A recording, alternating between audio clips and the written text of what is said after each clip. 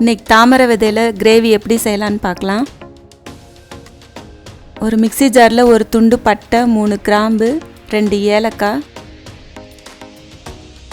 6 முந்திரி பருப்பு, 5 தக்காளி கட் பண்ணி வச்சுருக்கிறத அதோடு சேர்த்துடலாம்.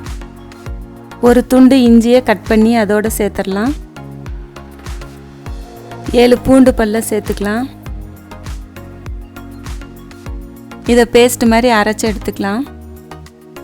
இந்த மாதிரி அடுப்பில் கடாயை வச்சுட்டு 1 டேபிள் ஸ்பூன் எண்ணெய் சேர்த்துக்கலாம். எண்ணெய் சேர்த்துட்டு தாமரை விதை 2 கப்பு அதை சும்மா ஃப்ரை பண்ணி எடுத்துக்கலாம்.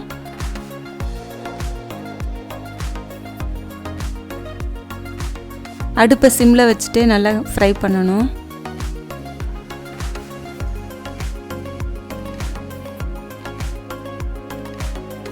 அடுப்பில் கடாயை வச்சுட்டு 2 டேபிள் ஸ்பூன் எண்ணெய் சேர்த்துக்கலாம். எண்ணெய் காஞ்ச பிறகு 1/2 டீஸ்பூன் ஜீரகம் சேர்த்துக்கலாம். 2 பிரிஞ்சி இலை சேர்த்துக்கலாம். 4 வெங்காயம் பொடியாக கட் பண்ணி வச்சுருக்கிறத அதோட சேர்த்துட்டு நல்லா வதக்கி விடணும். வெங்காயத்தில் இருக்க பச்சை ஸ்மெல் போகிற வரைக்கும் நல்லா வதக்கி விடணும். கொஞ்சமாக கருவேப்பிலை சேர்த்துக்கலாம்.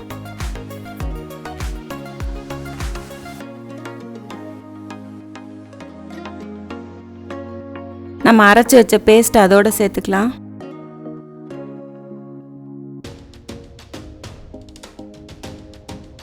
சேர்த்துட்டு நல்லா எண்ணெய் பிரிஞ்சு வர வரைக்கும் நல்லா வதக்கி விடணும்.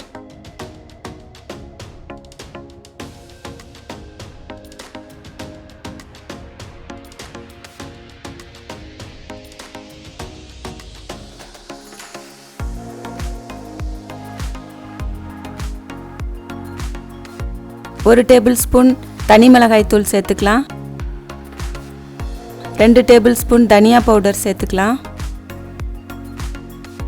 1/2 டேபிள் ஸ்பூன் ஜீரகத்தூள் சேர்த்துக்கலாம். 1/2 டீஸ்பூன் மஞ்சள் தூள் சேர்த்துக்கலாம். சேர்த்துட்டு எல்லாத்தையும் நல்லா வதக்கி விடணும். பொடியில் இருக்க பச்சை ஸ்மெல்லும் போகணும். நல்லா வதக்கி விடணும். அடுப்பை சிம்மில் வச்சுட்டே செய்யணும். ஏன்னா முந்திரி பருப்புலாம் போட்டிருக்கனால அடி பிடிச்சிரும்.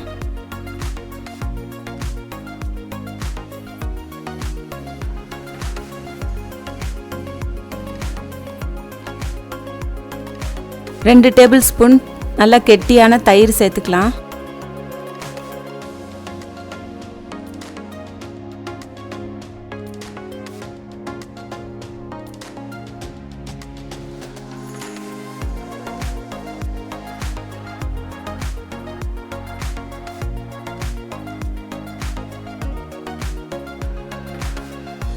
ஒரு டேபிள் ஸ்பூன் உப்பு சேர்த்துக்கிறேன்.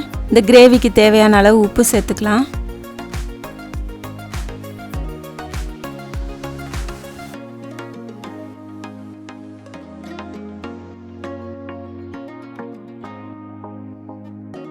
ரெண்டு கப் தண்ணி ஊற்றிக்கலாம்.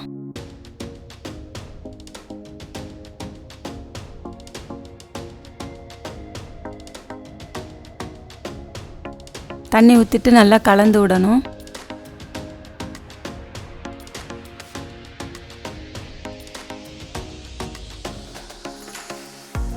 இது நல்லா கொதித்து கெட்டியாக வந்த பிறகு தான் நம்ம ஃப்ரை பண்ணி வச்சுருக்கிற தாமரை விதையை அதோடு சேர்க்கணும். இந்த மாதிரி கெட்டியாக வந்தோன்னா நம்ம ஃப்ரை பண்ணி வச்சுருக்கிறத அதோடு சேர்த்துடலாம்.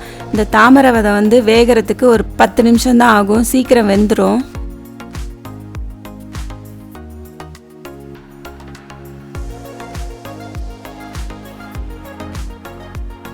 இதோட அளவுகள்லாம் நான் டிஸ்கிரிப்ஷன் பாக்ஸில் போட்டிருக்கேன். தேவைப்பட்டால் பார்த்துக்கோங்க. இது சப்பாத்திக்கெலாம் தொட்டு சாப்பிட்டா ரொம்ப நல்லாயிருக்கும். இந்த மாதிரி கெட்டியாக வந்த பிறகு கொஞ்சமாக கசூரி மேத்தி அதில் தூவி விட்டுறலாம்.